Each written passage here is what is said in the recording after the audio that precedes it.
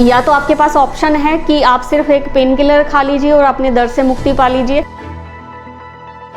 आपको अगर घुटनों की समस्या है तो वो उसका कारण क्या है, किस वजह से है। बहुत रेयर होता है लेकिन होता ज़रूर है। कुछ पेशेंट को घुटनों में टीबी भी हो सकती है, लेकिन कई बार बिना किसी कारण के भी घुटनों में दर्द होता है।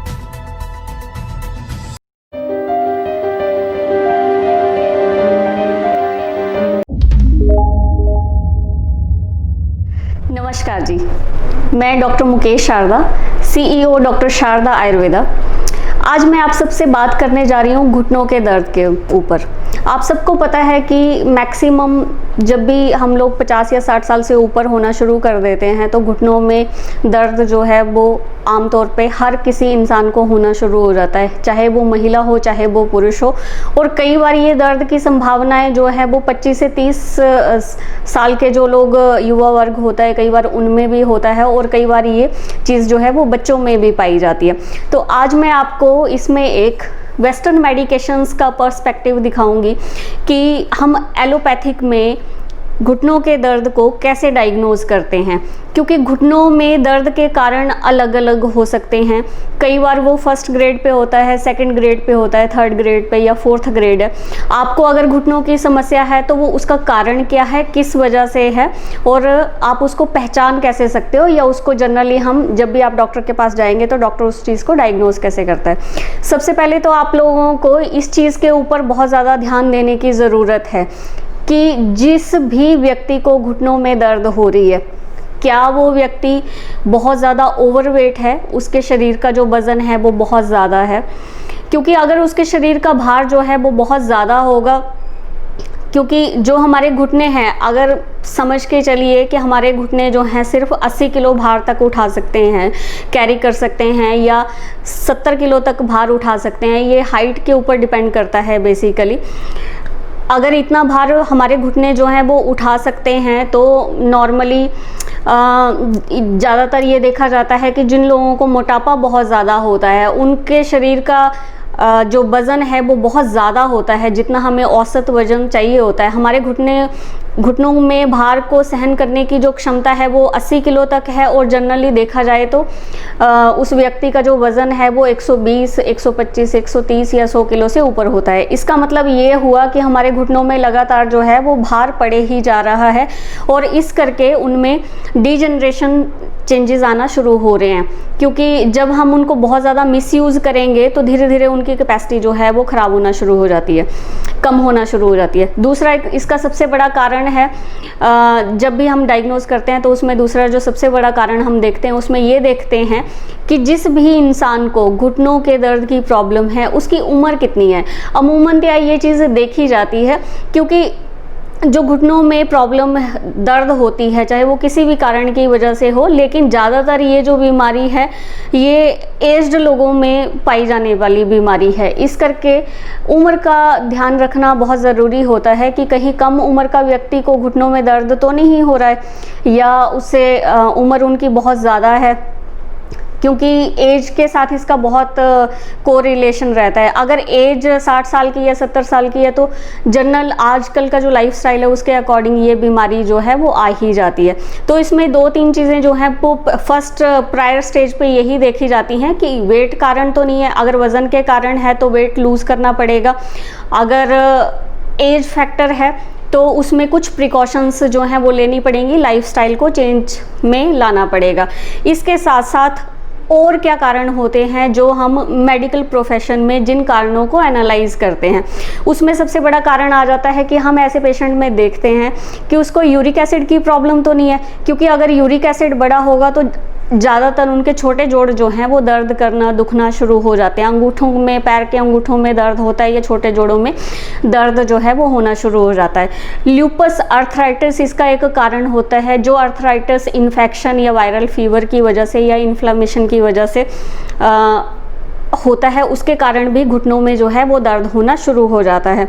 इन्फेक्शन की वजह से दर्द हो सकता है, सूजन आ सकती है, एसाइटिस भी हो सकता है। डिफरेंट रीजंस इसमें हो सकते हैं। कई बार ये जो है घुटनों में दर्द इसमें जैसे कार्टिलेजेस जो हैं वो घसना शुरू हो जाती हैं। कैल्शियम और विटामिन्स की डेफिशिएंसी की वजह से भी ये घुटनों में जो है वो दर्द होना शुरू हो जाती है। वायरल इन्फेक्शन की वजह से भी हो सकता है।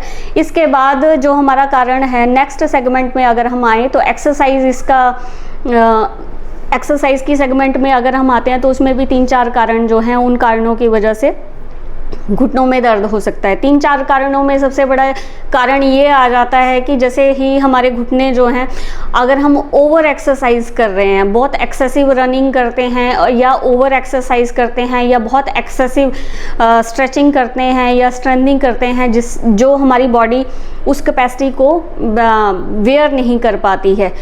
या फिर जब भी हम जिम जाते हैं, जिम में एक्सेसिव ट्रेडमिल पे हम वॉकिंग करते हैं या जॉगिंग करते हैं, वो एक रीज़न हो जाता है। जिम में जब हम जाते हैं और एक्सरसाइज करते हैं तो वेट वेयरिंग एक्सरसाइजेज होती हैं।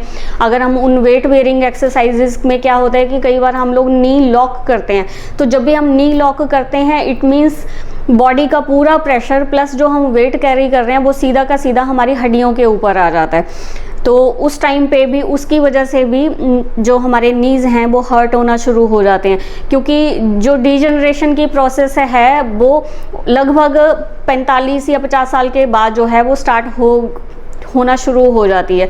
ये जो रीज़न मैंने आपको बताया ये एक्सरसाइज के अंडर का क्राइटेरिया आ जाता है। इसके बाद इसमें थर्ड सेगमेंट की अगर हम बात करें तो उसमें इंजरीज़ में आ जाते हैं। कई बार स्पोर्ट्स की इंजरीज़ हो जाती हैं, कोई खेल कूद में जो लोग भाग लेते हैं उनको स्पोर्ट्स की इंजरीज़ हो जाती हैं, या कई बार नॉर्मल या कॉमन या जनरल एक्सीडेंटल केसेस हो जाते हैं।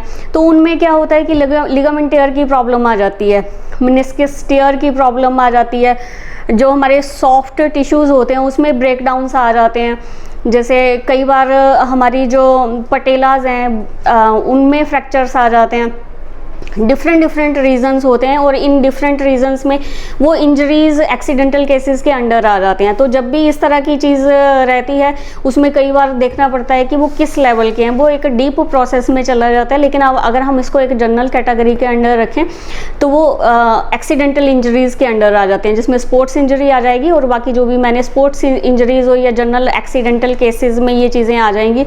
और उसके अंडर भी घुटनों में अलग अलग तरह की प्रॉब्लम्स हो सकती है। कई बार सॉफ्ट टिश्यूज़ जो हैं उनमें टेयर आ जाता है, स्ट्रेन हो जाता है, स्प्रेन हो जाते हैं, या फिर लिगामेंट टेयर हो जाता है, मेनिस्कस टेयर हो जाता है। इस तरह की काफ़ी चीज़ें।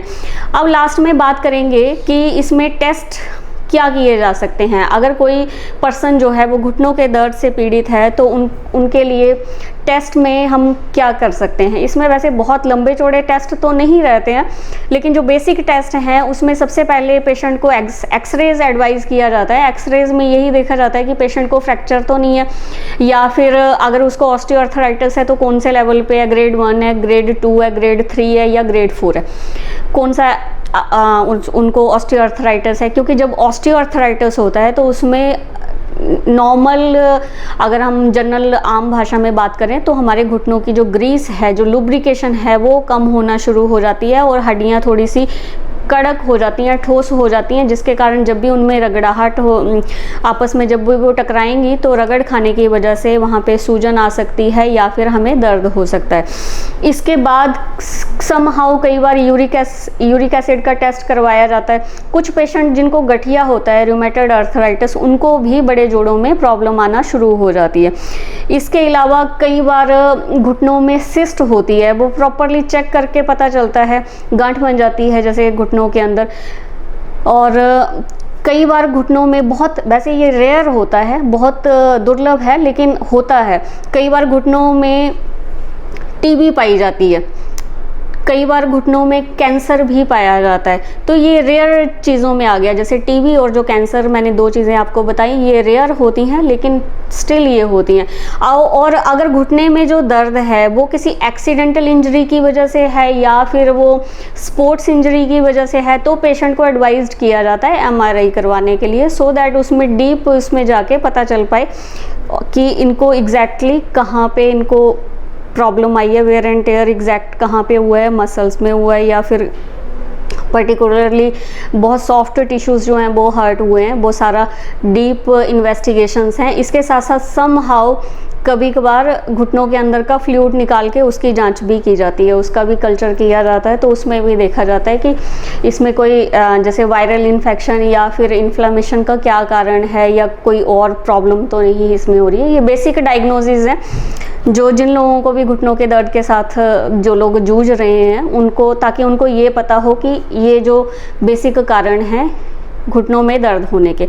इसके साथ कई बार इसके बहुत सामान्यतः लक्षण होते हैं जो एक्चुअली बहुत ज़्यादा प्रॉब्लम नहीं होती, लेकिन छोटे लेवल पे घुटनों में दर्द हो सकता है। अब जैसे कई बार छोटे बच्चों के हड्डियां दुखती हैं या उनके घुटने दुखते हैं, आप लोगों ने देखा होगा जैसे 5 साल या 15 साल तक बच्चों के कई बार घुटनों में दर्द होता है या हड्डियों में या जॉइंट्स में दर्द होता है। उसका सिंपल सा मतलब ये है कि उनको वाइटामिन्स या फिर कैल्शियम की डेफिशिएंसी हो गई है, क्योंकि वो लोग खाना अपना प्रॉपरली नहीं खाते हैं।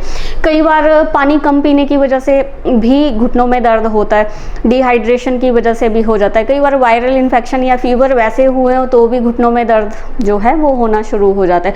ये जनरल प्रिकॉशंस है जो मैंने आपको बताई हैं, और इन चीज़ों की वजह से, लेकिन इनको बहुत ज़्यादा सीवियर उसमें हम लोग नहीं, घुटनों के दर्द में इसको सीवियर डायग्नोसिस में नहीं जाते, क्योंकि इनका जो निदान है वो घर पर ही कुछ समय में किया जा सकता है। लेकिन अगर आप बाकी दूसरी तरह के ऑस्टियोआर्थराइटिस से परेशान हैं या इस बीमारी से, घुटनों के दर्द की बीमारी से जूझ रहे हैं, तो सबसे अच्छी इसके लिए आयुर्वेदिक चिकित्सा है और स्पेशलिटी है डॉक्टर शारदा आयुर्वेदा के घुटनों के दर्द में। जो लोग भी घुटनों के दर्द से परेशान हैं या जिन लोगों को काफ़ी लंबे समय से घुटनों के दर्द की प्रॉब्लम है, वो कभी भी हम लोगों के साथ कांटेक्ट कर सकते हैं और हमारे इसमें बहुत ही मिरेकलस रिजल्ट्स हैं। आप लोगों को बहुत ही जल्दी इसमें और वैसे भी आयुर्वेद में उपचार की संभावनाएं क्रॉनिक डिजीज़ को लेकर बहुत ज़्यादा हैं। तो अब तक के लिए इतना ही। Thank you so much.